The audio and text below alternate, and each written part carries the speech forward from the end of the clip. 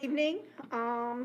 My name is Betty Scheffelbein. I'm the chair of the Environmental and Appearance Advisory Committee. Today is our 54th meeting. I would like to call this meeting to order and do an adoption of the agenda. Has everyone reviewed the agenda? If so, we'd like to have a motion to adopt the agenda. I make a motion we adopt the agenda. I second. Thank you very much. Your minutes are provided to you. If you have any corrections or additions from last month's meeting, please let Mr. Hart know. Do we have any motion to adopt the? Do we adopt the minutes? Thank you. Second? Second. Thank you. I'd like to ask Dr. Angela Washington if she has any comments today. Good evening, everyone, and welcome to 2021. It seems like it's been forever since we have had an opportunity to meet in person. I realize that COVID-19 has changed many facets as we know our day-to-day living, but I am just so honored and pleased that we can be together on this occasion to come together and continuing to go forward with our mission as the Environmental and Appearance Advisory Committee. At this time, I would like to bring to the board's awareness that I've been able to appoint two new members. One of the members is a member from the past who has decided to come back and join us, as well as two leadership positions. So first of all, I'm going to start with our leadership positions and introduce the members, and then introduce our full voting members, and then allow those individuals just to give a brief synopsis about themselves. So with the leadership positions, we have Mrs. Stephanie Kiefer and Mrs. Rose Adams. And then for the full body membership, we have returning back to us Mr. Patrick Carroll and newcomer Mr. Melvin Myers. So I will allow the leadership members to go first, followed by a full board membership to give an introduction about themselves. Hi, thank you. I'm Stephanie Kiefer. I'm excited to be on a leadership member on this committee. I hope I can provide some valuable feedback. Thank you. Good evening. My name is Rose Adams. I've always had an interest in the environment, and I hope that I can be of some good. I hope. All right, full voting memberships, Mr. Carroll. Okay, I'm Patrick Carroll. I'm returning for the third time. I'm still working at Walmart. I'm still taking care of the Beirut Memorial, and I'm glad to be here. Mr. Melvin Myers. Good evening. My name is Melvin Myers. I'm very happy to be here. Prior to coming here, I so happy to hear about the environmental and appearance because prior to even knowing about it, my organization that I'm affiliated with, the Shrine and the Masonic Order, we had took on a program dealing with the environment and appearance with Georgetown Cemetery, if everyone is familiar. It was really grown over really bad, and we decided to take it on about a year or so ago. And ever since then, we've been cleaning it up, moving it back. And I tell you, it's very special when you get out there and you start getting a little tired, and then you find a small headstone of someone from 1943 or something like that, or a veteran or something like that. It keeps you going on. So I'm very happy to be here and in y'all's presence. Thank you. Thank you. Thank you very much. And I would like to reiterate the particular Georgetown Cemetery that Mr. Myers is making reference to is the old Georgetown Cemetery that's right adjacent to the Georgetown Park. If you go further into Georgetown over by Trent River, Okie Grove, and Evening View Baptist Church, there is a bigger, larger Georgetown Cemetery, but prior to that one, there was a very small one that's encased in the trees, Yeah. the woods, that very small, intimate cemetery where African Americans in the city of Jacksonville, as well as Onslow County, when they didn't have their own private cemeteries in their backyards or they used their lands, that is where the majority of African Americans were buried in the city of Jacksonville, North Carolina. Thank you. I just want to say to our 4 members that are joining our group, we hope that this experience will be not only worthwhile, but you will have opportunities to fulfill your mission as to why you chose to join the Environmental and Appearance Group. And we are I think, a well-rounded balance of individuals. We have civilian as well as military, as well as private industry, public industry, healthcare, you name it.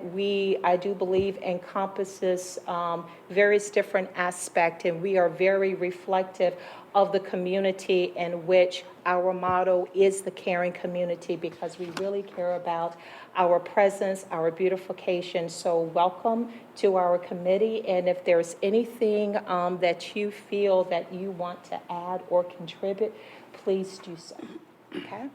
Also, I would like to reiterate, just for the committee, that starting June the 1st, which was, oh my goodness, 2 days ago, City Hall fully opened back, but to the public, but however, the public is still asked to use their masks. But I want to ensure and to emphasize to the group the really importance about, one, your commitment to serve on the Environmental and Appearance Group, and also with that commitment comes the responsibility of attending the meetings.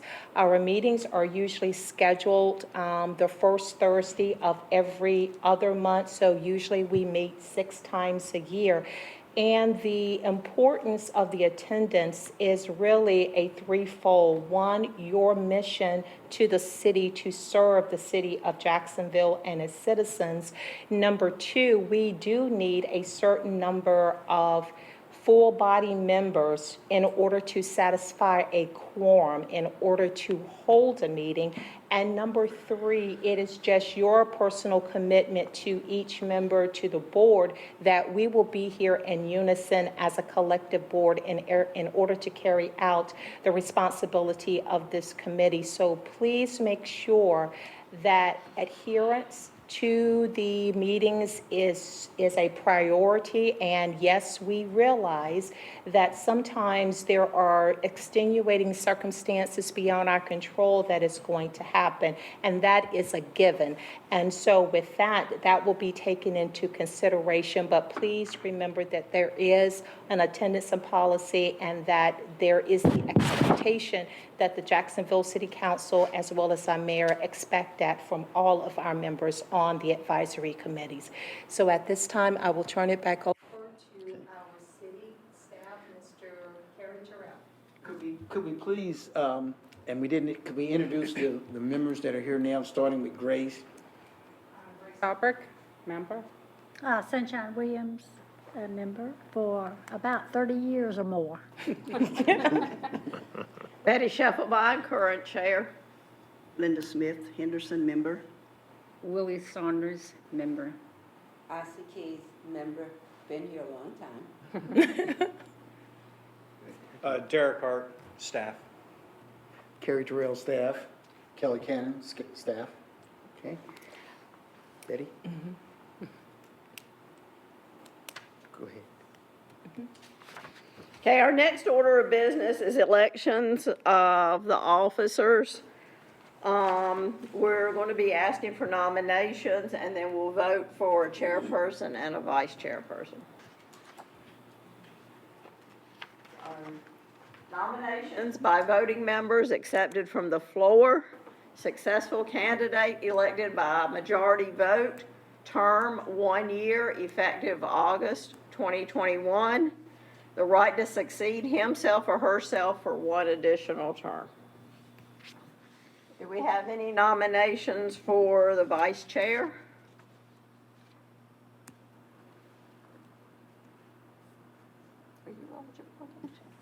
Are you eligible again? I don't know. I nominate Sunshine.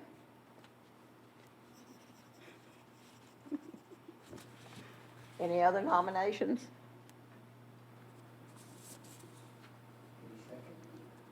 I second. Okay, all in favor of Sunshine being the vice chair again? Raise your hands. All opposed?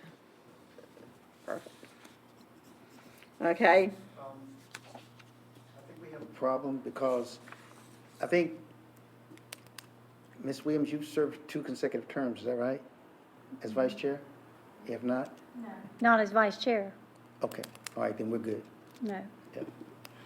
okay, we're ready to accept nominations for the chair. I don't think so. I'd like to nominate Betty. Due to the fact that we had COVID last year and so many different things, I think you're an excellent chair. Thank And you. I'd like to work with you again. Thank you. Any other nominations? Any second? I second. All in favor of me doing this again? Raise your hands. Opposed? Thank you. Okay, now we'd like to hear from Mr. Cannon, who is the street superintendent. Yes, ma'am. What we need to do is, the next fiscal year, we need to appoint a liaison to the planning board. Mr. Matt Ray was our liaison for this last year, and his term on that board will end on June 30th. So we need to appoint or reappoint someone to that planning board committee. And let me just say that I have been in contact with Mr. Ray because he was one of the members which his term was going to be expiring on June the 30th of this year. And with speaking with Mr. Ray, he did indicate his service to the environmental appearance, and he wanted to not only continue as a full voting right member, but also as the appointed member to the planning board. So I did extend his membership, and council did approve him for another term on the environmental appearance group. Do we have any nominations for the liaison for the planning board? I'd like to nominate Grace. Any other nominations? Any seconds? All in favor of Grace as a liaison for the planning board? Any opposition? Right, thank you, Grace.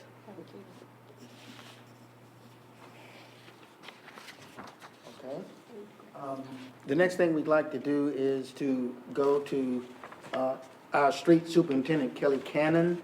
This is part of our informative session so that we can understand a little bit about how the city works and especially how streets are graded and why some streets are paved and why some streets aren't paved and so forth. So Kelly's expertise will be helpful to us to understand that. Good afternoon, everybody. It's an honor to be in front of you and help you understand how, just like Mr. Carey said, how do we get to our street ratings? And at any time that you have any questions, please stop me, ask the question. I'll try to answer it the best I can. So we're going to talk this afternoon about the pavement's condition ratings and how do we get to where we find which streets get paved first. What is the pavement's condition rating? It's basically something that rates the conditions of the city's street network surfaces. Okay, so basically all your streets get looked at. It provides a numerical rating and grade for each street segment. Okay, street conditions that are measured are the type, the extent, and severity of the stresses, and also the ride quality. Evaluation is based on inspection and observation. Some of the uses and benefits of doing this PCR, payments condition ratings. It helps us develop a road maintenance budget. How much are we going to need to maintain these roads? How many millions and millions of dollars do we need to ask council for each year to maintain this? It helps also monitor payment conditions over time. It identifies immediate maintenance and rehabilitation needs because sometimes there's things that have to happen today and it can't wait till tomorrow.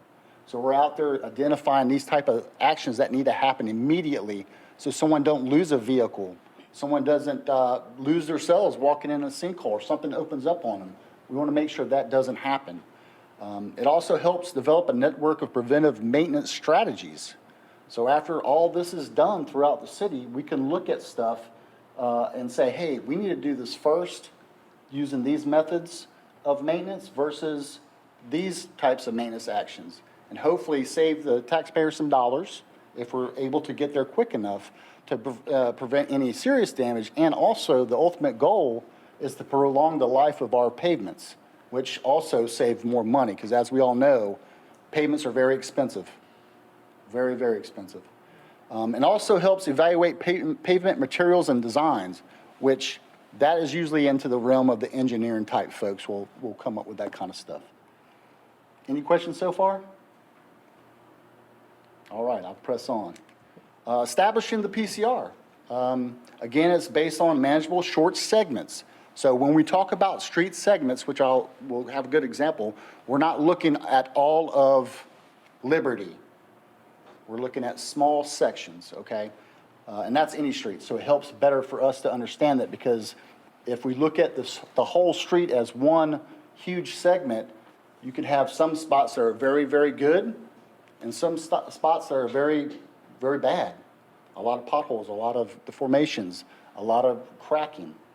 So we try to break those up in smaller segments so it's easier to identify and focus that money in one space versus the overall length. And this will make more sense a little bit later.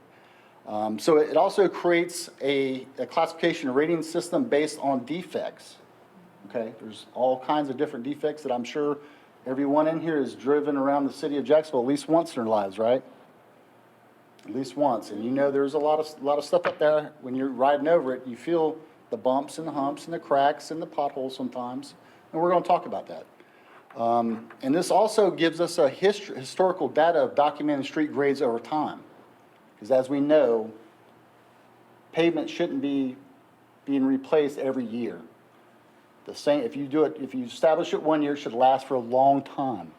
So this will help document how long something is and where we're on the end game of its life and where we should be putting the most money at, right? Again, this is a good illustration about the street segmenting and how we determine, how we establish the priorities and where we do street segmenting using pretty much the intersection to intersection parameters. Okay, as you can see on the slideshow here on Liberty Drive, you have, and who hasn't driven on Liberty yet? Come on now, you got to help me out here. That is one of our worst roads here in the city. And if you have not driven that road, there is certain spots that are horrible. Then there is certain spots that are really, really, really nice to drive on, as y'all all probably have driven in your time here. So when we look at this first segment, we'll number that and say segment 1, 2, 3 is horrible, and that is rated as a E, which is bad. And then you can go down further down Liberty when we're doing our segmented analysis, you can see there's some A spots that are very, very good. So instead, again, that overall picture of where do we put the most money at, where we have very limited dollars, we can say we need to put it in the first 2 or 3 sections of this segment of the road, and we can hold off later down the road for these other segments because they're still in good condition, right? So that's kind of how that all kind of works together. Street inventory. So some things that we look at on the street inventory when we do that is the basic history of that street. Classifications, is a residential, a collector street, an arterial street.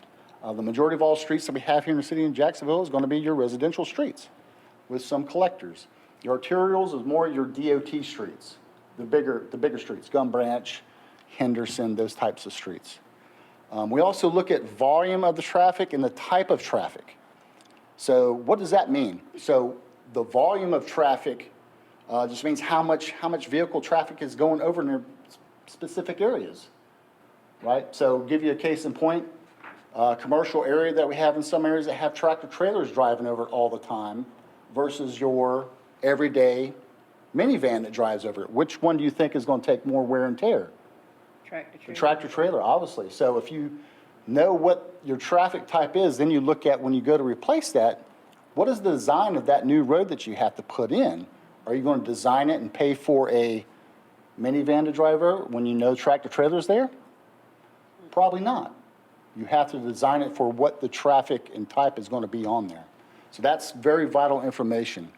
The original construction date of the roads that you're looking at, again, I'm sure I know in council the number's been thrown out there many, many times on how long should a road last you. Does everybody know that number? Mr. Terrell, do you remember that number?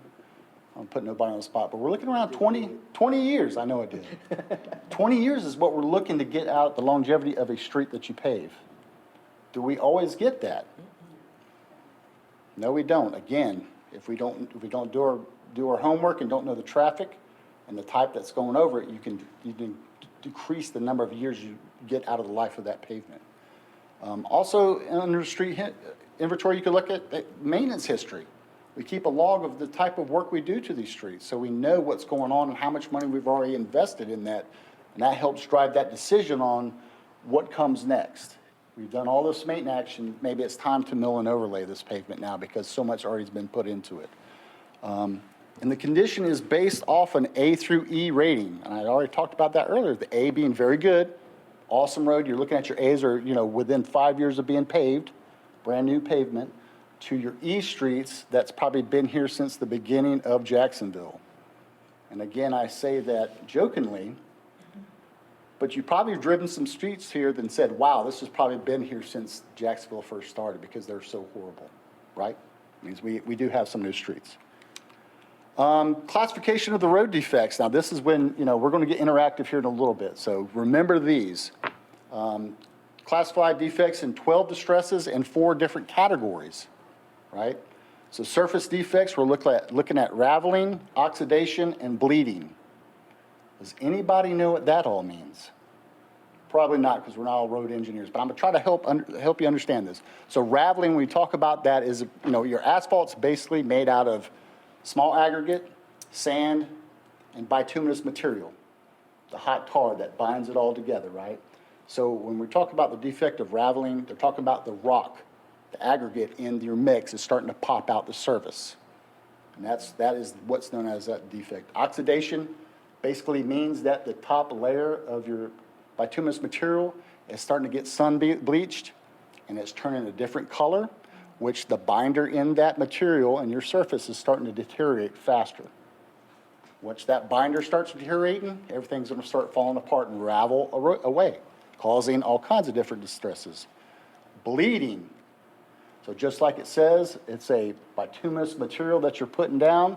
Sometimes when there's too much bitumen put in the mix, it reflects up when it gets hot outside. So has anybody driven around seen like a really black sheen of, looks like tar on the road? We don't have it a whole lot here in Jacksonville, but I have seen it in other places. So that causes a huge problem because it becomes very slick, right? So if you have this at a stoplight or a stop sign, you're gonna have a lot of issues, right? Surface deformations, rutting, patching, potholes, and drainage.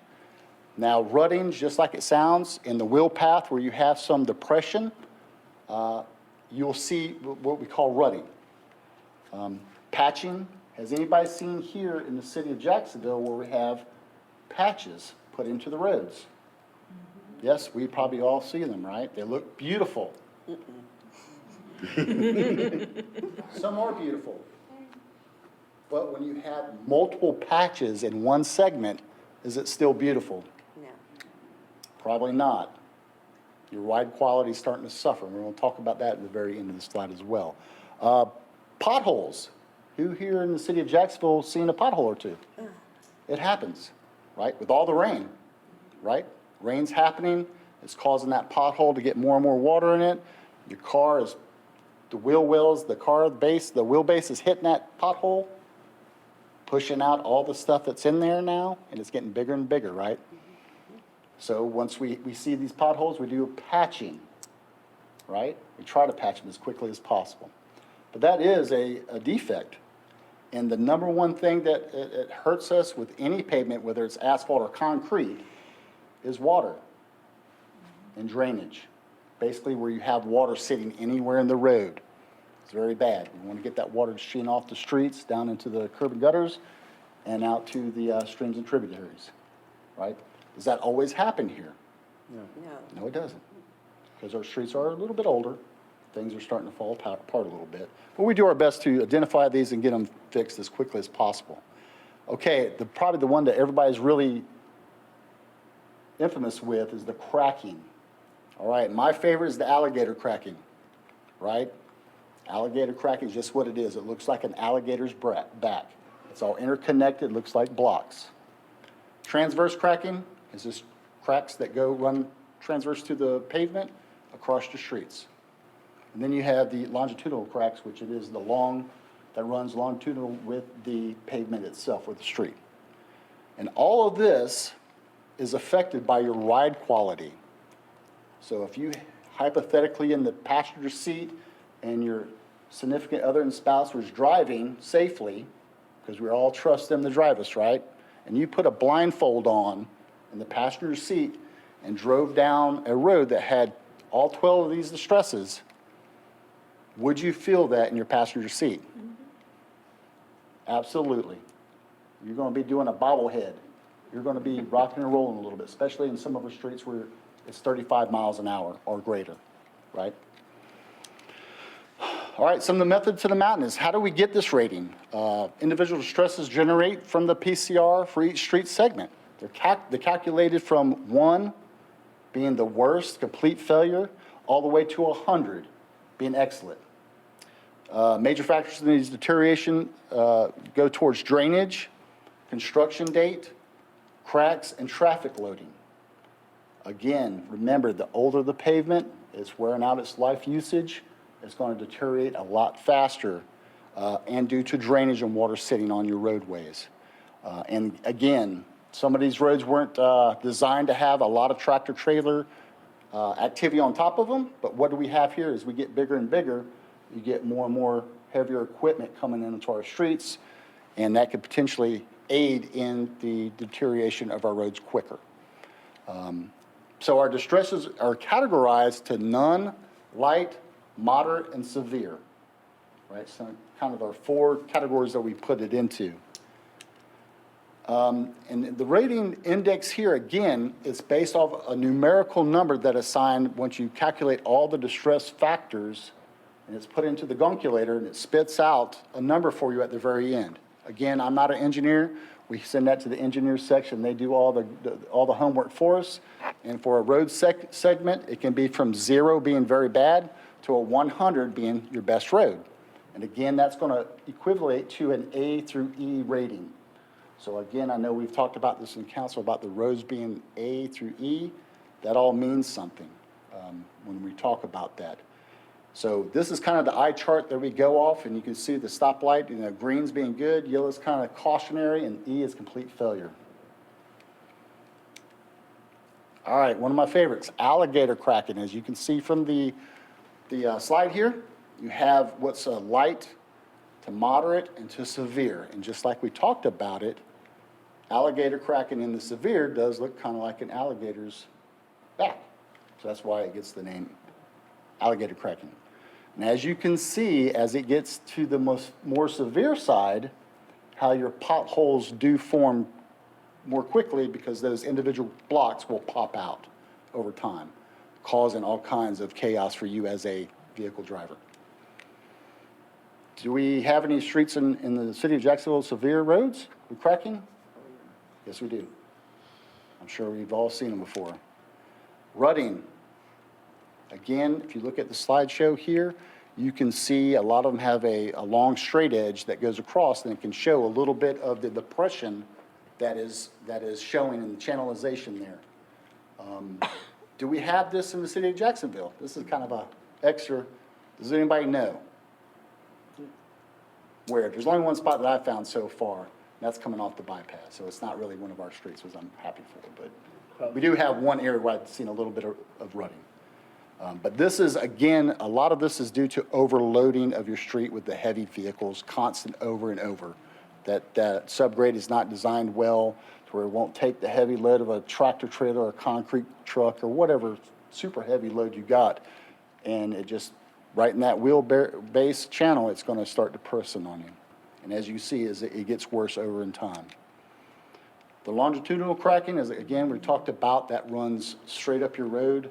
You normally see this a lot in our streets where the two paving lanes come together. When you pave one, I'm sure many of y'all have seen the streets with usually right near the center line, you'll see that joint where the pavers, lay one lane and they come back and pave the other one, and they roll that out. Over time, if that's not rolled correctly, you will start seeing that longitudinal crack right there where the two lanes join in, okay? And again, light, moderate, and severe example of those. Maintenance and repair actions, crack sealing, patch repairs, mill patching, mill and overlay. And we're going to give you an example and talk about this a little bit. This is kind of, again, a good eye chart that kind of guides us on the type of defects and where we gauge our maintenance activities. Okay, so, and I'm not going to go through each one of them, but let's look at the very top one, surface defects for raveling, oxidation, and bleeding. When it's light, you monitor it. When it's moderate, you can seal coat or overlay. And in the severe case, you mill it and overlay it. Again, we do not have a whole lot of this particular bleeding going on, so we don't worry about that. The majority of our stuff is the cracking. So what we try to do, the light cracks, we monitor them. The more moderate cracks, we will route and seal them to put some material in there to keep water from infiltrating it even further, to making it worse and worse, and try to prolong in that life of that pavement. And in some severe cases, we will do a mill patch or overlay project for those more severe things. Again, the purpose of all this is to define where the streets are at, to where we can really put the amount of maintenance where we need to save what we can in the long run and spend the least amount of money to prolong the life of all these pavements. And as you know, it's kind of hard to do all 165 miles of streets that we do have. Some things that do fall into the D and E category is beyond the maintenance activities of the streets department, and those will look at your bigger projects is where they will go. Importance of this rating. Again, the street rates, usually using this A through E system, it prioritizes maintenance actions, prolonging the life of the pavement. We've talked about that, and that's very important. Again, it does cost a lot of money to pave every street in the city of Jacksonville. If we can do the best we can to prolong the life of that pavement, it's better for everybody in the long run, money-wise. Rehabilitation requirements for budgeting and planning, it helps us, again, putting the little small amount of money that we do have, we put it to causing the best bang for the buck, if you would. Making sure we're hitting the stuff that we can hit to ensure that it's getting repaired as quickly as we can. And it is also as an asset management tool to identify remaining useful pavement life and develop replacement strategies. Again, when we talked about the segments and knowing where they're at and all the history of it, that'll help drive some of the decisions that the engineering section needs to make when it comes to time to say, hey, it's beyond everyday maintenance actions. We're going to start looking at paving and overlaying. And then we have to look at, pavement life. Would it be smart to pave a road that we know is 5 years old versus something that's 20 years old? Probably not. You'd want to put your money where the 20-year-old pavement is, because you know that 5-year pavement has a little bit more life left. So this will help us make those decisions. All right, I told you this is going to be a little bit interactive. I do want some feedback from everyone in the committee here. What do you guys think of this street right here? Again, we talked about this. What do you think this is? Patch job. Looks like a bad patch job. It could. I know the pictures are a little wonky, but this is cracking. that has been routed and sealed, right? It does look kind of ugly, does it? However, this is the type of maintenance action that does prolong the life of our pavements, because what we're doing with these cracks is filling it with a bituminous material, same as the type of material that was made with the road originally, filling those cracks to keep the water from infiltrating, causing further damage. However, this does look bad. This is a practice known nationwide to preserve the life of this road and prolong it. So again, here's your answers. This is an example of block cracking. Cracks have been sealed. Aesthetically appears the asphalt is bad condition from the eye. This maintenance action does prolong the life. The ride quality is still good, although the pavement looks it's in bad condition. And sometimes we do get folks, after we do go out and do some routing and sealing, we have every now and again some residents call in and say, I don't know what you're doing to my road. It was so pretty. We have to, educate folks, and, unfortunately, we do have to make it a little bit uglier to make it last longer. That's kind of the thing we're doing. You're sealing those cracks to keep water from getting in there, for them getting any bigger. Prolonging the life of the pavement is what it really is all about. All right. Disclaimer on this one. This is not a street in the city of Jacksonville, to the best of my knowledge.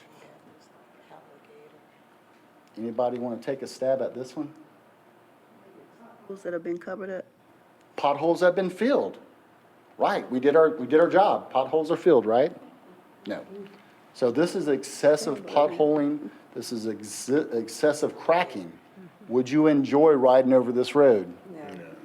Probably not. You're probably going to have to come to almost a snail's crawl in speed to get through this road, right? Okay, again, y'all all got the right answer. It's potholes and cracking. This is an E-rated street, meaning it is the worst street rating we have. Potholes have been patched. Ride quality is very poor, as you could see and all can imagine. Cracking is present throughout the pavement.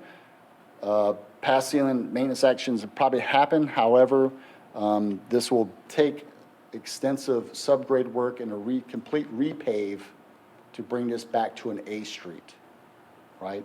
Again, when we talked about our ratings, I'm gonna go back one slide, where would we want to put our money at when we use the decision-making tools, these asset management tools? Would you put your money on that street or this street? The answer will be this street, because this needs a whole lot worse. I mean, it doesn't take a genius to figure it out by seeing this, but there is some other ones that are not as obvious to see. But after you do the calculations of it all, you can see this one does rate a little bit lower than this street, so we would put our money in these streets versus that. And we get that question quite often. I see that you're paving a street over from my house, however, I think my street.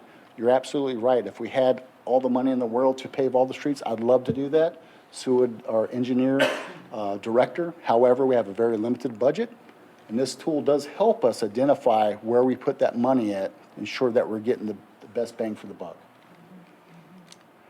All right, I think this is one of the last examples. What does the committee think on this one? This is kind of a tricky one. Why is there the discoloration? That's my first thought. Okay, so that's new asphalt that's been put in a huge patch around old pavement. So this is probably a utility repair that happened in the middle of the street for water or sewer. So I know it's kind of hard to see in the picture. However, this is a very wavy patch, right? I don't know if y'all can pick that out. I'll stand out of the way. Yeah. It looks like a Corner. dip. Right there. Yeah, you can kind of see the wave and dips. Although it looks very good. Kind of looks like a longitudinal line, kind of like in Right, that dip. absolutely. It's about to happen again. Seriously? And I don't know how old this patch, again, this is pictures I pulled off of somewhere. But what I want to get through to the committee, although it's a relatively new patch, the ride quality is probably rather poor on this one because of the method that it was laid with. And that's what we're going to talk about. Appearance is not horrible, But looks can be deceiving, right? It looked good, looked like new asphalt. However, that ride quality is not there because of the way that the contractor or whoever put it down used the method of dump and loot. And when we talk about dump and loot versus a paving machine, right? When you dump it out of the back of a dump truck and individuals just loot it out, rake it out to what they can see it being level through their eye, that's good, that is a good method. However, in most industry standards, you would want to do that on smaller patches to where you can control the quality of that smoothness of that patch, right? And the larger you get, the harder it is to really keep that smoothness all the way across. And that's why sometimes we look at renting a paving machine to do those bigger jobs so that that mat is completely smooth all the way across. So when you're driving through at 25 to 35 miles an hour, you're not feeling like you have to go visit your dentist afterwards because all your fillings have been wiggled out because it's such a rough ride, right? There is some places like that in the city of Jacksonville, unfortunately. So sometimes when we do the dump and loot, it does save money, but it is difficult to level and compact sometimes because it's so large. It's hard to keep that eye level all the way across. Your smoothness is a compromise and your ride quality is drastically reduced. Utilizing the street rating, the PCR helps drive maintenance and repair actions. As hopefully I've demonstrated, our number one goal is to prolong the life of your existing pavements. And by doing maintenance actions and know where to put those at first, that will do that. Again, maintenance activities are best done when your pavement's condition rating is over a 50. And that's your yellow zone, your C, high Ds into your Cs. Typically larger repairs for PCRs between 40 and 60, and that's your mills and overlays type stuff. And definitely anything below a 30 is extensive repairs that it's going to be need and a lot more money. Okay. Again, the importance of the street ratings, develop maintenance strategies, monitor overall street network, document changes over the life of that street, identify immediate needs. That can't foot stomp that enough. There's nothing better than driving out there and seeing that and document it right there and say, this needs to happen now versus next year in our CIP or anything else. That helps establish maintenance and capital budgets. Again, we're talking about this is how much we're looking at for how many C, Ds, and E streets we have, and this is possibly the money would need to fix those. So this is kind of how it wraps it all up on why we do this. Is there any questions? How often do you do the ratings? That is an excellent question. Typically, industry standards anywhere from 3 to 5 years. And what about the state? The state does the same thing. DOT is three to 5 years, depending on budgets and things like that, because it's not cheap to do a study. If you do contract it outside sources, it does cost a lot of money. We typically do it in-house in the city of Jacksonville through the engineering department and the streets department as well. We'll take streets and we'll do this on. That's the goal for this coming year. We're getting ready to do one is another one's due. So 3 to 5 years is normally industry standard. I'd like to say we could do it every year. However, it's not very cost effective because year after year, not a whole lot changes unless you have something significant happen as a Florence or something like that, where you could have a lot of utility damage that would drive what happened below the street reflect up on the top of the street. But excellent question. Any other ones? You to say you had 165 miles of Yes, ma'am. pavement here in Jacksonville. Yes, ma'am. Yes, we do. That's of city streets. Now, we do have DOT streets that are intermingled with us as well. So it does look like there's a lot more. And some days, I'll be honest, it feels like we have a lot more. What's the Because average we get- cost of a mile of highway, our street highway? Well, I can break that down even further. So for a square yard, it's anywhere from $15 to $20 to replace the pavement. Square yard. Per square yard. So it's very, very expensive. It depends on, right now and the way the world is with commodities, everything is going up. I mean, dramatically, as you've probably already seen, you know, when you're trying to buy lumber, same with asphalt, same with concrete, same with piping. It's almost sometimes we find for our pipes, it's doubling what we paid for yesterday. The price is doubled and you can't get it for another 8 weeks. So right now, at the last contract that we did for our department, it was $15 to $20 a square yard to replace Does the city of asphalt. Jacksonville do all the paving themselves, or do they sublet out some of it? We contract out the bigger jobs. So when we're talking about a lot of this work, when we're doing segments, that's all going to be contracted out. Yes, ma'am.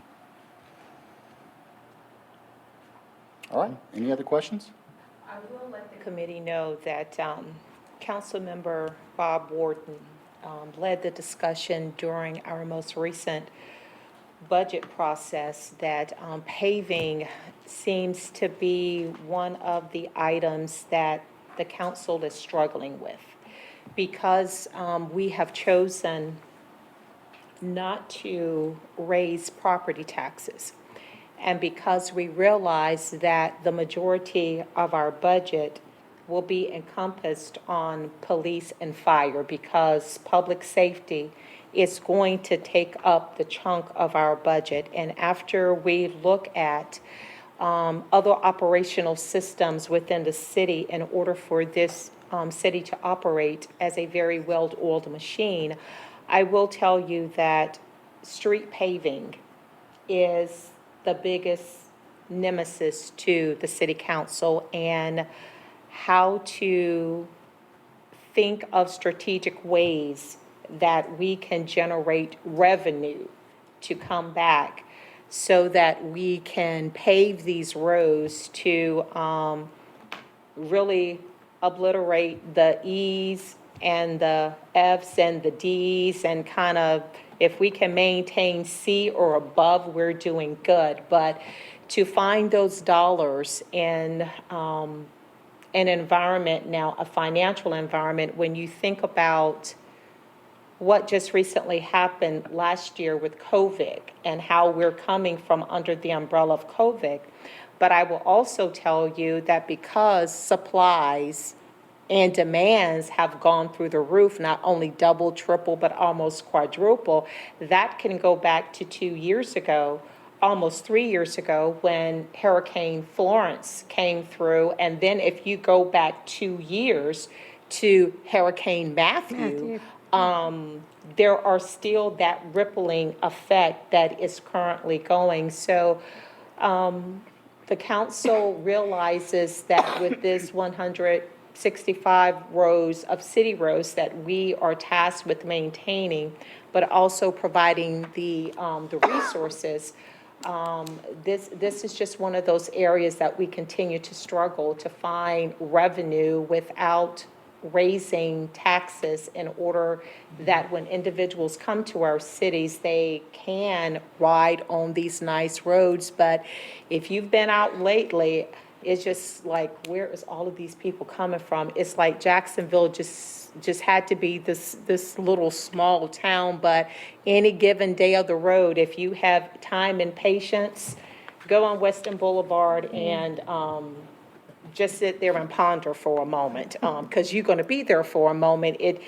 It's just mind-boggling how our transportational system is changing, and the financial responsibility that comes with maintaining this road in this little municipality as we see it. Is there any federal money? Do they help us do any of our highways for grants, or help us participate in the highways here, the streets? For a lot of the DOT roads, they do, but we do receive a lot of our funding is through POW bill funding. That's where the majority of all of our funds do come from. And again, I believe that is off a tax from the gas. Gasoline tax. So Your the gasoline more tax. traveling we do, the more taxes is generated through the gasoline tax. That gives us a better share. And again, like Dr. Washington just alluded to, with the COVID, a lot of traveling didn't happen. How does that affect us? I mean, I would only imagine it would affect us, negatively in the time frame of that. So, Does most of the money come from the federal sector through gasoline tax? through Or Powell bill, through the state taxes. really locally, we don't have to really pay? It's actually coming from the For the- state and federal? Yes, ma'am, for the road repair is through the Powell bill of tax through the gas. Yes, ma'am, that's how it kind of works out. All right. With that, it's been my pleasure to brief you tonight. Thank you so much for having me. And if you ever have any questions after tonight, please feel free to call the Streets Division. I'll answer and entertain anything, questions you got, or we can go back over this or whatever you might need. All right, thank you.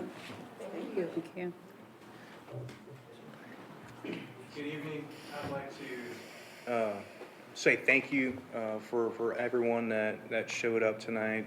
We do appreciate it, and I'd also like to thank you for the opportunity to give myself a platform to talk about our Adopt a Street, Adopt a Trail, Adopt a Park program. My name is Derek Hart. I'm the Public Services Coordinator, and I am also the Project Coordinator for the city's adoptive programs.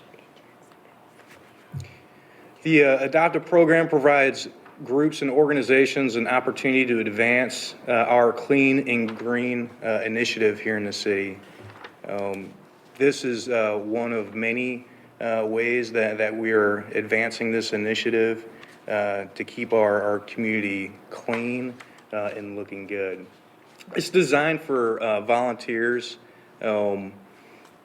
that don't need any kind of specialized training or specific skill to go out, and it's a way for them to volunteer, to invest in our community and keep it looking good. And Jacksonville does look good. I'm impressed every day when I'm out in town and driving around, and I go to other communities in other cities, and it looks worse. There is a difference in this town. And we want to keep it that way, and I know I want to keep it that way. And this is a program that really helps us in that effort. What's available to adopt? We basically have three. So you can adopt a street, that's the popular one, not to be confused with the state's Adopt a Highway program. That's a totally different program that I don't touch at all. That's run by the State Department of Transportation. But we can adopt a street through the Adopt a Street program.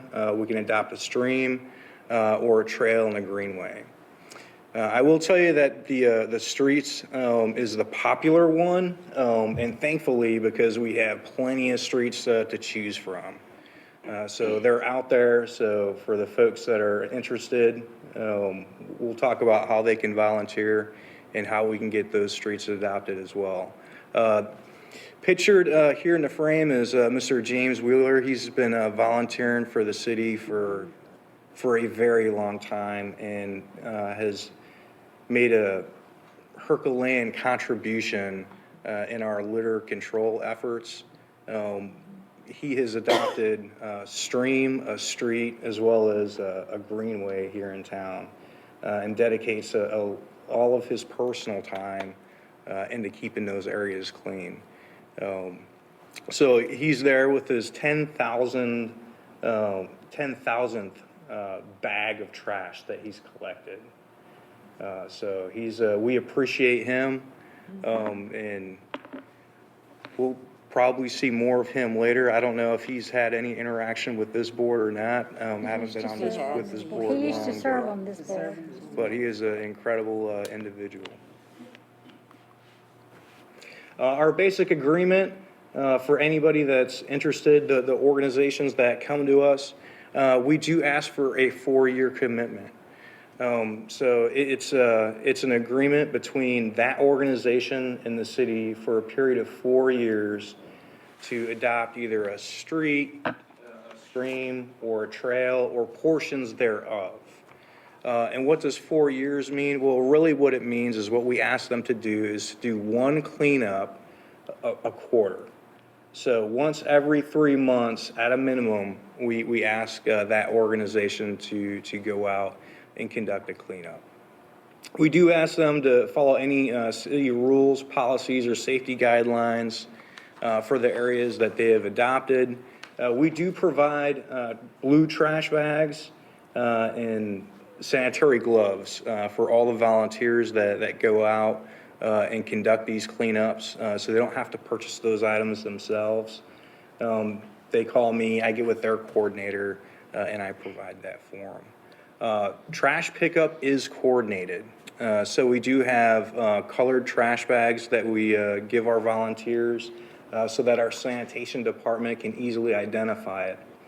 Upon completion of each cleanup, what happens is the organization leader fills out a form online that generates a notification for our sanitation department to go out and pick it up.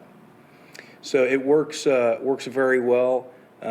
We work pretty closely, I work very closely with our sanitation department to make sure that those bags are collected. Recognition, we do what we can to encourage participation. And the most obvious is the sign. You've seen them around town. We will produce a sign after the first cleanup representing the organization, and we will place it in the portion of the area that was adopted.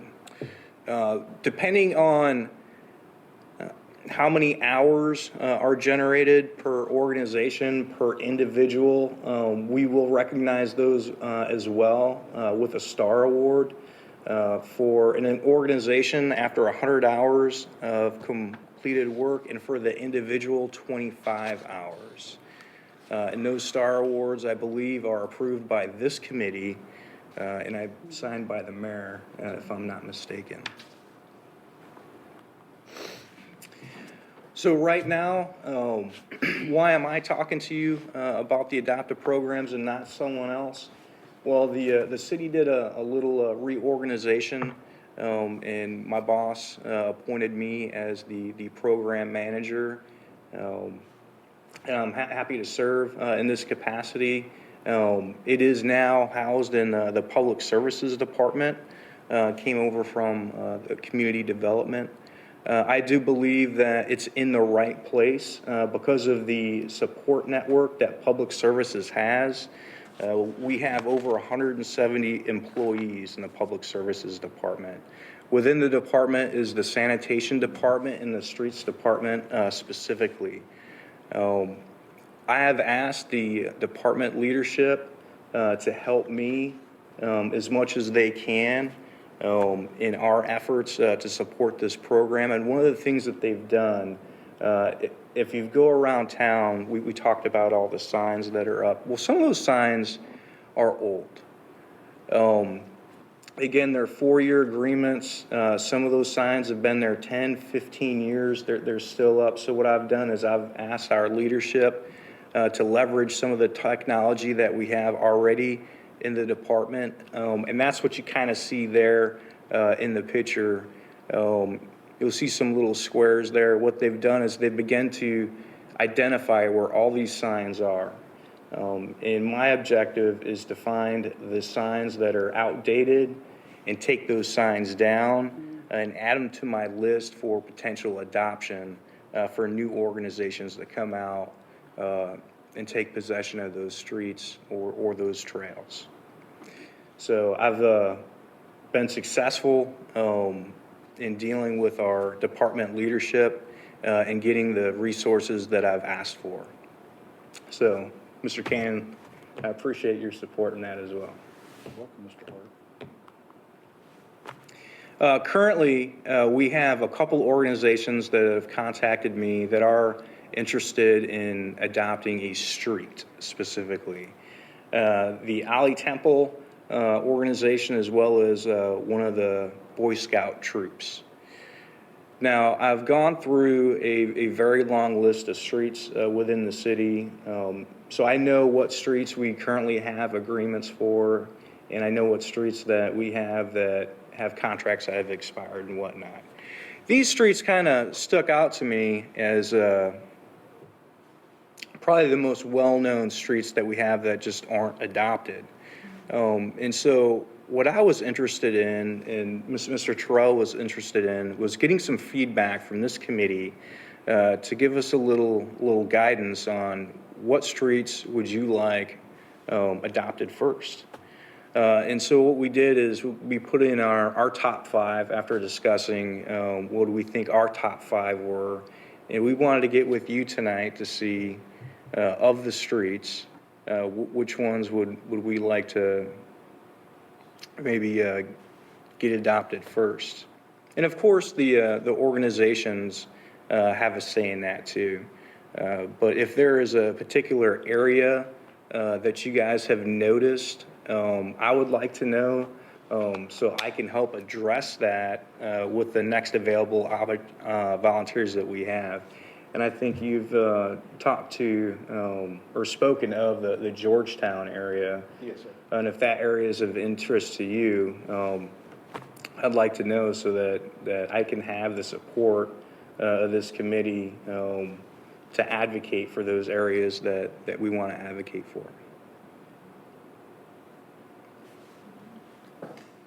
Any comments? On the qualification, what do you want us to look for to denominate a street to be adopted? One that is in very bad need of beautification, or exactly what should we look for? I would say a street that is high visibility, or a street that is just in need of a little love and appreciation that may have been neglected, and that maybe it just needs a little help staying clean. I know that McDaniel Drive, there has been a facility that a lot of people visit. Right now it is not open. There is it's an assisted living that's back not too far from, right across the street really from Walmart. There's a lot of traffic in and out of that street. Thank you. I would probably say the first 3 streets that's listed, Court Street, College Street, and Georgetown, because those 3 out of the 5 are your oldest streets in Jacksonville. I can remember, oh God, I'm getting ready to tell my age. I can remember as a child when the old Coastal Carolina Community College was on the site where the old Georgetown High School was sitting, because my aunt lived in the house across the street. And when she would have to come, we were called downtown Jacksonville, coming into Jacksonville. We would walk from Georgetown, crossing the Jerry Popkins Bridge. And because the trestle was already closed by the time I was born. And I can remember walking across the bridge, and there was a segment for the pedestrians that was made out of wooden planks. And I could remember as a child how she would hold my hand, hoping that one of those planks would not give way. But in the process, I remember how it was just a joy, because on Court Street, we had the old roses. And if anybody remembered the old roses, the first thing you smelled was the popcorn. Oh my goodness, AMC Theaters has nothing on the old roses popcorn, or either the old-fashioned ice creams. It was almost like walking to New River and going into Peck's Bakery. You know, we think that, the establishments today were great donuts, but if you ever tasted a Peck's Bakery donut, there was no other donut in the world.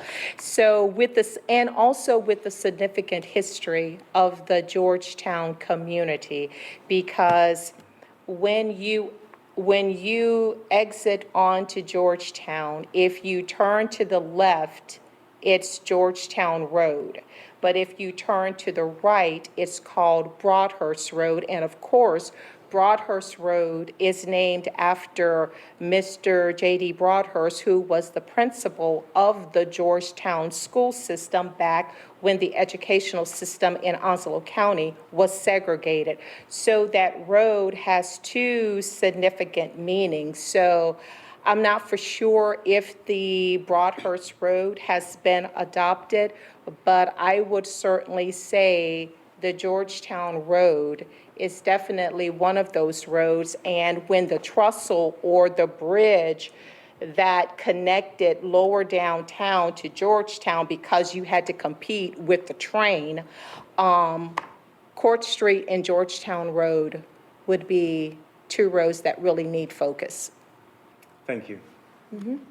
That's just that you want to redevelop it, you gotta make it look presentable, people want to go down there. Right. Historical too. Also, in your folders is the Environmental Appearance Committee report that we began to generate. So for new appointments, or I'm sorry, for new adopted areas, that you will find in that report, as well as a new item that we added for this meeting. We included some information from our streets department to include street sweeping miles, as well as ditch maintenance. So those are a couple of new features in that, not to get too far off topic. All right, so our program goals are to protect the environment for the present day users and future generations. We want our kids to live in an environment cleaner and better than what we have today. And what we have today isn't bad. But we want to preserve it for our kids and for our grandchildren. And we'd like to increase public awareness of the benefits of community involvement. You know, it seems like volunteering just breeds more volunteering. It just breeds and encourages more involvement within the city. And it benefits us because it helps keep our community clean. And my personal goal is to maximize participation. So if I can get as many organizations as I can interested in adopting a street and adopting a trail or a stream that protects the environment and makes that area look good and maintained, I feel pretty good about it. So as much participation as I can get is my personal target goal. So how can an organization adopt something? Well, they just contact me. My phone number is there. That's the general public services phone number. It rings at my desk. And you can find it on the webpage, the City Hall, I'm sorry, not the City Hall, but the City of Jacksonville webpage. There's a link from the Clean and Green program for the Adopt a Street and all the other adoptive programs. Any questions for Derek? I think that as an environmental committee, we should lead by example, and we should be adopting some areas. We used to take care of the green trail from the Memorial Gardens to Camp Lejeune Main Gate. I still continue to do that one monthly, but I think at the committee, you want people to follow, you better lead them. I agree with you, Patrick. We did it all the time. Back when Mr. Wheel was on committee, he used to take care of that, and we assigned so many people to the trail each for once a month, and you walk it once a month, and it's not that much. I get maybe a half a bag to the 3/4 bag now that they've got the trash cans on the trestle. That used to be the worst place. That particular trail, I think you're talking about from the Memorial Gardens that runs to the main gate of Camp Lejeune, has recently been adopted by 2 separate Navy units. And I think they're in the report. I can't remember off the top of my head which ones they are specifically, but there's definitely other areas. That's just an example. Right. So does the committee feel that we should adopt a street? Yes, I do.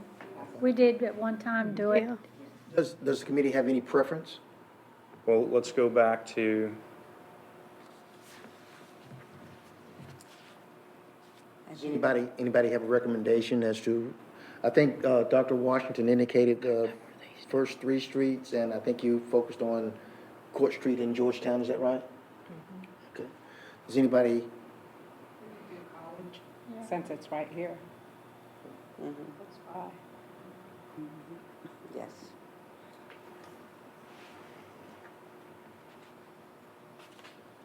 okay. I'm debating. Talk to others. Can I recommend College and Georgetown Road?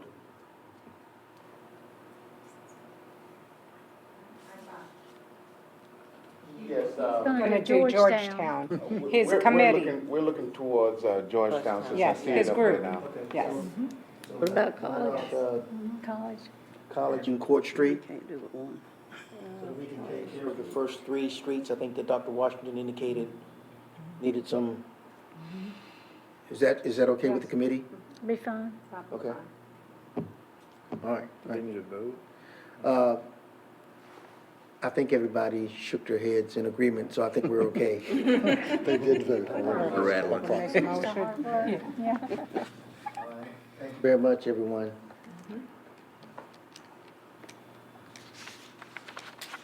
Thank you. What I want to do real quick, because I know we're pressed for time a little bit, is just discussion points, and these are going to be something I'm just going to open up for the committee just to consider. August 3rd is National Night Out. Would the committee like to have a tent at National Night Out? Beg pardon? A good way to get streets nominated. People, no, explain it to them. Well, one of the reasons why I suggest that or are suggesting that is that it's a way of selling this committee, and it's also a way of selling what this committee does to the community. And there's pretty close, I guess everyone says, to like 10,000 people that attend National Night Out. So it would be a good, I think for us to have a tent there. You know, I think we have a memorial tree program that has kind of slowed down a little bit as far as individuals doing that. So it's a chance for us to get out and be seen and to show, I think, Jacksonville citizens what this committee is all about. But it's strictly up to you if you want to do that or not. I will man the tent. So I just want to know that, you know, the committee is in agreement to do that. The only thing we have worked at in the past, many years past, y'all all know we have, you have to have something that's interesting for Yes. the people, the young people to come to your tent, to bring mom and daddy there, balloons, school supplies, something free. Well, absolutely. To entertain them to do that. Absolutely. We used And to it's have, used- the Recycling Advisory Board used to have a tent there, and you have to have some kind of giveaways. Yeah, you do. And so we'll take care of that. We've got a number of things that we can do. Gotta make it pretty enough to get their eye there to come to you. Absolutely, So, absolutely. and if you So- don't have it, they're gonna pass you right on by. Is it okay if we go forward with that? Yes. Okay, all right, thank you. Another thing is, and I am not sure about this, and the committee members can help me with this. We used to have a recycling recognition award. I am not sure that we have still been doing that. I would like to get back to Yeah. doing that. And what I would like to do, what I'm looking forward to or looking to is have a recycling recognition award.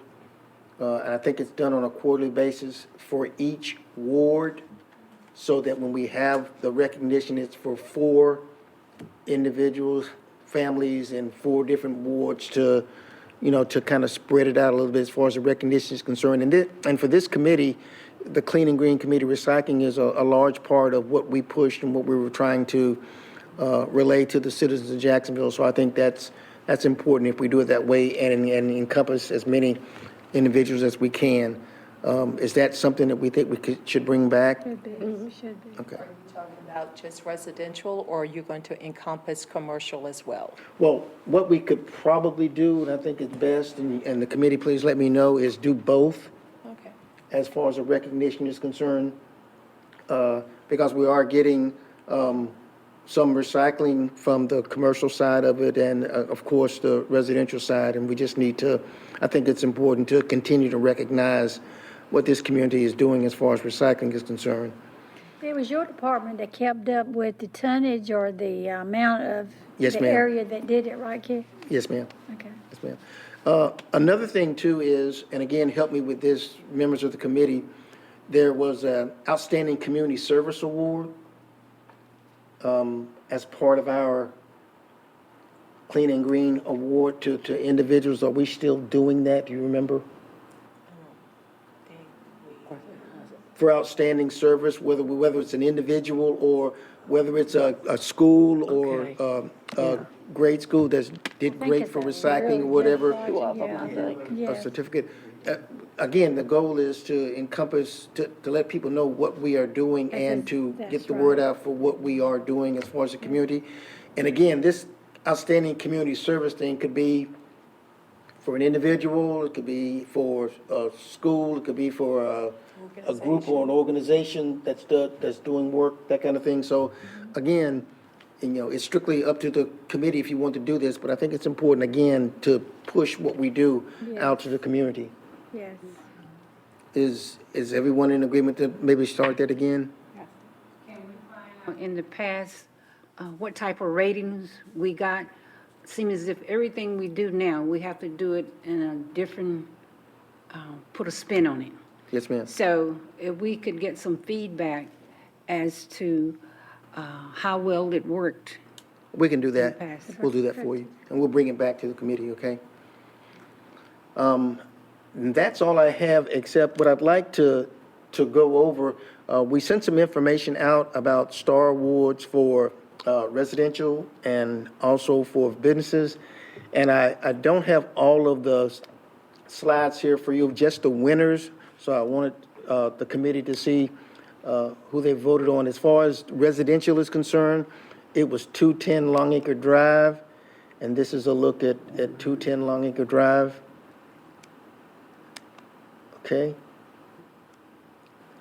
And the other was the business, and there were two businesses that got the same number of votes. So one was the State Employees Credit Union at 114 North Plain Road, and this is a picture of that credit union. And the other was on North Marine Boulevard. This is the El Cerrero Grande restaurant that's on there, the Mexican restaurant. And this is just a picture of that restaurant. Okay? He has won that several times, but it's deemed that he does win it. He does an excellent job with color and the choice of plant material and everything. And he keeps all the paper and stuff out of it too. Yes, absolutely. So. It's Okay, great. and with that, I'd like to turn it back over to the chairman. Thank you. I think we've had a really good meeting tonight. Hold on 1 second. Go ahead. I'm sorry. Question for Mr. Hart. Are churches allowed to participate in the Adopt a Street or Road program? Yes, yes. Okay, that's what I want to know. Okay, thank you so much. I have a question. What percentage of trails, streams, and streets are awaiting adoption? I've actually lived here 30 years, I've never heard of this. So I'm concerned that a lot of people don't know about it. I'll have to look at the trails. Almost all of our trails are adopted currently. In the streams, we have 3 organizations off the top of my head that are participating in the Adopt a Stream program. So I mean, obviously not counting the New River. It's hard to put a percentage on the streams, but there's definitely room for for organizations that want to clean waterways. That's probably our toughest one to get. But if I had to put a percentage on the number of streams that are adopted, I would say maybe a quarter, probably being generous. Right now, in public services in our water quality division, we do have a laborer that does litter control in our waterways. That helps in those streams that are not adopted. And as far as our streets go, I can tell you right now, we have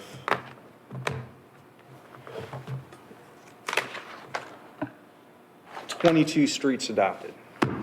And I don't know like how many streets in total there are in the city, but I can tell you that 22 of them are adopted. Is 4 years standard? Have you gotten any feedback that might be too long? Some organizations, are only I have together not. for 2 years. I was just curious. Since I've sat in this role, I have not received any feedback that it was too long. Okay, thanks. And I noticed that you had identified 5 streets. I guess those are priority. However, if riding around the city and say a street is identified that could possibly use some cleanup, could that be brought to your attention? Yes. Yes, ma'am, you can, you should do that, either my attention or Derek's attention. And also, please understand, and the committee members, I believe, know, we can touch on some other resources to help us with the cleanup. We have youth services, neighborhood improvement services can help us from time to time. So let us know so we can identify the particular situation and work toward getting it rectified. Okay, thank you. And we also have street sweepers, if depending on what it is, we do have organic resources that we could use if the area needs immediate attention. Okay. Ms. Betty? Any other questions? Thank you. Those were some very good questions. Our next meeting is scheduled for August the 5th, 6 p.m. here at City Hall. Underneath that, you'll find our future meetings. Does anyone have anything else that they want to add or concerns? If not, we'll go ahead and adjourn the meeting. Thank you very much. Could we get a motion to adjourn? Motion to adjourn. Second. Thank you very much, and we'll see you soon. Thank you.